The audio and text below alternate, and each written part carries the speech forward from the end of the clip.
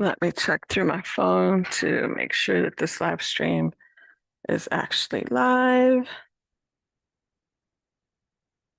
I think I'm live. Yeah, it's showing me. There I am. Yay. All right, so I turned that off so that I'm not watching myself. All right, welcome. Thank you for tuning in to Coach Donna Marie's live. Happy New Year. I hope that you and yours are celebrating together, enjoying one another. I am an almost empty nester, so I don't have as many people around me as I usually would on the new year.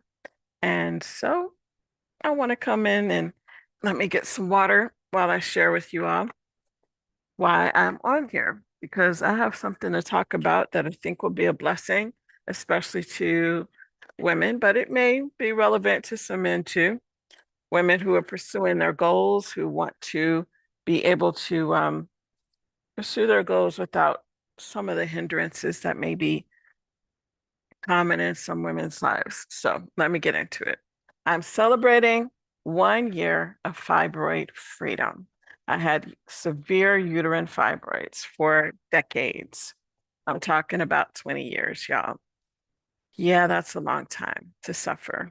And there was a lot of suffering. Let me share with you a little bit more about this. And so this is this is the week. This week would be a 1 year anniversary to celebrate this huge milestone of finally becoming fibroid free. This journey was filled with challenges, with revelations, and ultimately triumph. I recognize how much this journey impacted my life over these years, but not just my life, my family's life too. I was not able to be the best wife or mom because of this very long journey that I went through with these fibroids. Um, and when I was working towards my academic career and goals, my academic career goals and my professional career goals, it also impacted me. I almost got fired because of symptoms of dealing with my fibroids. So, because this channel is all about supporting leaders with their journey towards their goals, and this is kind of a suffering in silence type of situation. Many women leaders don't share. I also have something to share with you about that. I've been blogging since 2000, but I've never written an article on this topic. I've never shared a video on this topic before. And I feel a little bit guilty about that. I felt personally called out by Antoinette Yvonne. She is a well-known blogger and vlogger. She has some of the best digital nomad videos. She used to be a van lifer. She's now a digital nomad living. She was living abroad. She's actually been back in the States getting things straightened out to go back abroad again. But she had a very traumatic journey dealing with her fibroids. And she was actually upset that she couldn't find anybody sharing about it. And I must admit that I was one of those that have been going through this for decades and I never ever shared until now. So I'm sharing because I recognize now that many women like me suffered in silence. There's a lot of shame and stigma attached to having female problems. But this isn't just female problems. Fibroids are way beyond just female problems. It's more than just that. So I'll get into sharing more about that in a second. Okay, so my goal is to support women leaders specifically, all leaders, but women leaders specifically who are suffering in silence. And this journey of dealing with these types of problems with uterine fibroids, it affects you not just physically, it's not just physical. There's a hormonal component, but there's also pain and it affects your emotions. And sometimes the hormonal thing can affect your brain. I have seen women who are going through PMS symptoms almost have car accidents because they're so out of sorts. They're so what they call I forgot the expression, but it's when your emotions and everything are in such high gear that it makes you not think straight. So, yeah, this is a topic that many of us have suffered in silence about, and it can affect your ability to excel in taking a test. I mean, if you start your cycle and you're having major pain and you're in the middle of taking an SAT test, yeah, it's going to affect your career, your academic career. So I apologize, Antoinette, and anybody else out there who feels like us older women have not shared our stories with fibroids. I apologize, okay? And I'm going to share today. So here's my story. And I'm going to try not to cry. I hate seeing people suffering and nobody's saying anything. It's not fair for people to not share their imperfections, their struggles, their worries. It's just not fair. And so I'm trying to rectify that today. Okay, here's my story. My journey with fibroids started right before, a little bit before I got pregnant with my first child. We had been married for about a year and a half. I was diagnosed with uterine fibroids. I was put on the pill. The pill just about drove me crazy. I ended up in mental health therapy, because of symptoms I started having with my mental health after starting on the pill. But I hadn't connected the dots there. I didn't know that the pill could cause some women to have some mental health side effects. But my therapist knew. When she figured that out, she was like, look, you need to go ahead and stop using that pill and go ahead and get pregnant. And we were about a year and a half into our marriage. So, you know, I was ready to start having kids. My husband, not so much, but he came around and we started having babies and more babies. We had 4 pregnancies in 3 years. Yeah, 4 pregnancies. No, not 3 years. From 2001 to 2006. So 4 pregnancies in 5 years, 3 live births. And I loved it. I love being pregnant. I loved having babies. I absolutely loved having my babies. The smell, babies smell so good, except for the poop, of course, but they smell so good. So having all those babies just really, um, it helped me with the periods. Didn't have any until after the last one, right? So this is where the story changes even more. So after the last baby, it was as if my uterus was mad at me. My menstrual cycles returned with a vengeance. The fibroids had multiplied, and I couldn't afford health insurance. So I started all these natural methods to deal with um, the pain, the bleeding, the mood swings. Nothing really worked. I tried natural methods for about a decade, actually. So a decade later, I actually was able to get insurance again. And this, by the time this decade rolled around, I was actually severely anemic, but I did not know. But once my doctors started running tests and recognized the severe anemia, they immediately got me into infusion therapy, and they put the iron directly into my bone marrow. I was sitting in an infusion center with people who were getting cancer treatment so that they could put the iron directly into my bone marrow. That was painful. My body was racked with pain for about a day or two after. But after that, after I recovered from that, I felt so much better. So it was worth it. But the heavy bleeding continued. And despite using ultra pads, ultra tampons together, not separately at the same time, I still was having to change um, about every 2 hours, sometimes less than an hour would go by basically was hemorrhagic bleeding. And I almost ended up in the hospital because of it. So my doctor refused to provide me with surgery and instead put me on a progestin hormone called Provera. They started me with shots, then they had me on pills every day. Fast forward 2 years of being on that, finding out that that type of medication can damage your kidneys. It can also cause cancer. That was a little scary, but I switched providers. I was with a very specific large provider that has commercials about how awesome they are with providing care for their patients. But this provider refused to provide me with surgery and put me on this dangerous pill. I switched providers and I got my hysterectomy last year.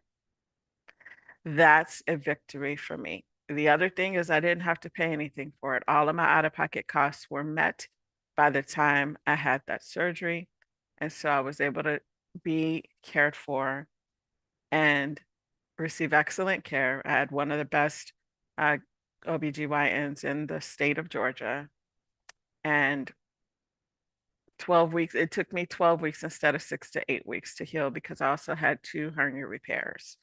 So between the hernia repairs and the uterine fibroid removal via hysterectomy, 12 weeks later, I was doing so much better. My range of motion, being able to move without pain was awesome. It was just the first time in a long time that I have felt that good. Now, also, with no longer having a period, some new things were uncovered. What we found out is that I have ADD or ADHD, inattentive type. So all these years of dealing with PMS symptoms, basically my PMS was masking the ADD and ADHD. I never knew, I was never diagnosed with that all these years because everybody just thought I was crazy because I was hormonal. But that's not what it really was. It was really that I needed additional support because I have a neurodivergent brain. And I talked about that in a separate video, so I'm not going to get into a lot of details. I'll just say that I suspect I'm not the only woman that has been diagnosed with ADD, ADHD, older and further along in their life, but all their life they struggle with very weird symptoms associated with hormonal changes, and nobody ever recognized that it had to do with ADD or ADHD. I'm sure that I'm not the only one. And that affects your performance in your career and school. You may be able to focus and concentrate and go after your goals one day, and the next day, you can barely remember your name. This is something I went through for my whole life. Even after being no longer having a period, I was still struggling every month. And right now, I have to be careful to make sure I'm taking my non-stimulant medication every single day so that this does not become an issue for me again. That part of dealing with PMS and dealing with the hormonal changes was the most debilitating part, even beyond, way beyond the pain and the bleeding. It was the mental aspect of this. It was affecting my memory. It was affecting my emotions. It was affecting my ability to be social, be around people. And for the kind of work I do, I'm a listener, I'm a talker, I'm a people, I'm a coach. I'm a trained certified coach. I talk to people. That's what I do. So basically, 2 weeks out of every month for those 2 decades, I could not be around people. That was pretty much, I would say that was like the worst part because it didn't just affect my social calendar, it affected my family. I have children. I would cancel events that, I told my children I would take them and I would get sick and cancel. And this was pretty regular enough where at least one of my kids, if not two, remembers this. And I was not a good mom during these times. So 2 decades of dealing with these symptoms without getting proper help, partially because my provider refused to help me properly. They just gave me pills. 2 decades that affected my family, not just me. It affected my husband and my kids. And it affected my ability to engage in community activities. It affected my ability to be present for myself. I lost years of my life. If you calculate 2 weeks out of every month for 20 years, I lost years of my life without getting proper help. So the reason that I'm talking about this is because I recognize that there are probably many other women who have similar stories, who have never heard anybody share about this before. So I wanted to share because I want y'all to know. Now, let's see. What else did I want to tell you? I want to make sure you know that part of my issue was trusting the healthcare provider too much. I had a Black female gynecologist. I thought she was amazing. I thought she was doing her best, giving me that shot or those pills for that bleeding and not giving me surgery. I was wrong. And so I have shifted my perspective on how to advocate for yourself when you're dealing with healthcare professionals. You cannot just be charmed and accept everything they're telling you at face value. If you are not really fully getting what you really need, you deserve to find somebody else and to keep asking for help until you fully get your needs met. And that comes with anything, not just dealing with uterine fibroids and heavy bleeding. So at this point in my life, I am period free for the first time since elementary school and when I was pregnant. It has made a huge difference in my life in more ways than what I ever imagined. Like, for instance, if I hadn't gone for those surgeries, I wouldn't have known that I had those hernias. I didn't know that's why my range of motion was restricted, why probably it's why I got injured the last time I used to get deep tissue massage therapy. It was probably why I got injured because I didn't know, she didn't know, the provider didn't know that I had hernias. And so deep tissue massages, they're a bit more intense than a regular massage. And I could barely walk for like 6 months after one of my visits. I didn't know I had a hernia. So there's nothing wrong with keep asking for help until you get it. There's no badge of honor that comes from suffering. I don't know why. I think this is a thing for some women, maybe not all women, probably not all women, but it just seems like sometimes we think that when we're suffering, it's some type of badge of honor. It is not. You don't have to suffer. You can take Tylenol to get rid of, immediate pain. You can go get surgery if you need surgery for something. It's not a badge of honor to walk around with uterine fibroids growing in your abdomen. My uterus was literally the size of a 5-month pregnancy. I had 6 to 8 large fibroids, multiple fibroids. It's not a badge of honor to walk around with that. It's also not a badge of honor to walk around monthly dealing with mental stuff that's coming from hormones or ADD or whatever it's coming from and not get proper support with that. Unfortunately, the healthcare community, and this is well known and well documented throughout the history of the world, the healthcare community has had a pattern of ignoring women's needs and blaming it on their periods. And that's what happened with my ADD. And so, no, don't accept that for yourself. If you're having issues, you keep going till you find the help you need from the right people in the right places. and my ADD was caught because I was concerned about my children, and my father had it, and I know that it's genetic. So if you have a family member that's diagnosed with ADD or ADHD or dyslexia or autism even, if that's something that's in your family, most likely there is a genetic link in you somewhere, and you can keep asking for help until you get it.